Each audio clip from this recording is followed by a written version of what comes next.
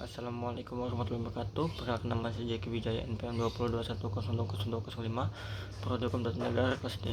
Di sini saya akan membuat video presentasi filsafat hukum Islam dengan dosen pengampu Bapak Irfan Yogi Pradikta MHI. Bangunan hukum Islam di Indonesia. Divine Law dan Man-Made Law sebagai teori hukum.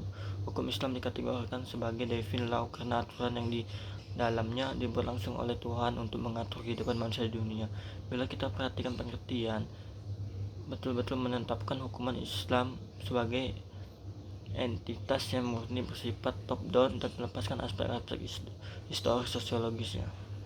Sebagaimana yang dapat kita pahami pula dari kutipan di bawah ini, konsep hukum Islam menurut usul fikih pada dasar terletak di atas pandangan bahwa hukum itu bersifat keagamaan.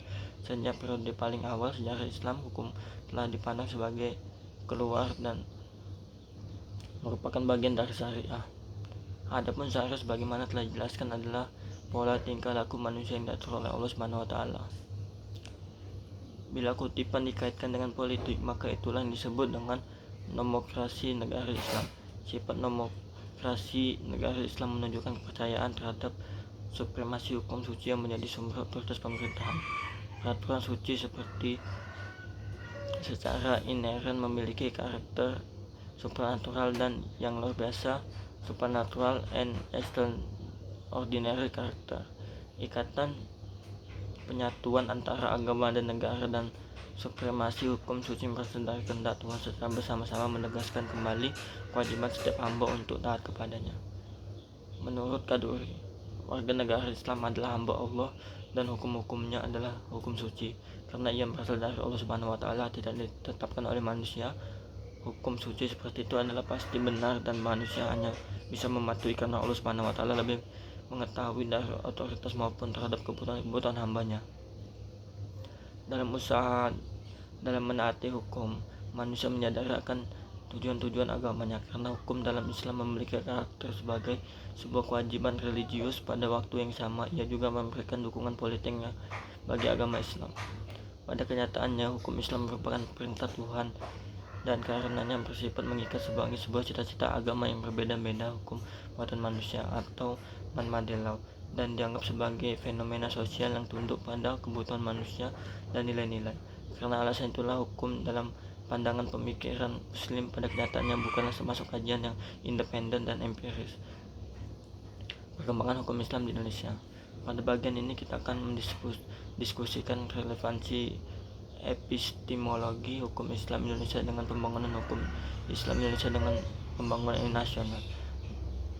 Pembangunan hukum di Indonesia. Dalam rangka membangun sistem hukum nasional, pemerintah menerapkan kebijaksanaan untuk memanfaatkan tiga sistem yang eksis atau living law di Indonesia, yaitu sistem hukum adat, Islam dan Barat atau Belanda sebagai bahan bakunya.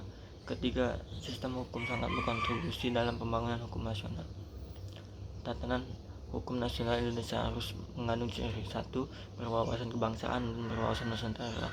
2. Mampu mengkomodasi kesadaran hukum kelompok, etnis, kedaerahan, dan keyakinan agama. 3. Sejauh mungkin membentuk, tertulis, dan terunfiksasi.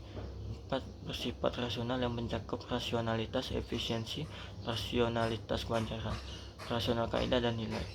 5. Responsif terhadap perkembangan aspirasi dan ekspektasi masyarakat. Pengembangan hukum Islam Indonesia, sarana dan prasarana. Berdasarkan penjelasan, tampak sekali dalam hal penetapan kebijakan hukum di Indonesia, pemerintah telah menjadikan hukum Islam sebagai bagian dari hukum nasional. Kondisi seperti ini tidak semata-mata terjadi di Indonesia, tetapi pula di negara berpenduduk Muslim, baik yang memiliki konstitusi Islam maupun yang tidak memilikinya. Sebagai sebuah sistem hukum atau bagian dari sebuah sistem hukum yang mempunyai teks tertulis dalam bidang-bidang yang dicakupkan, memiliki lembaga peradilan sesuai tingkatan-tingkatan yang diperlukan, dan mempunyai alat penegak hukum untuk menjalankannya. Demikian video presentasi saya. Wabillahi taufiq wal hidayah. Wassalamualaikum warahmatullahi wabarakatuh.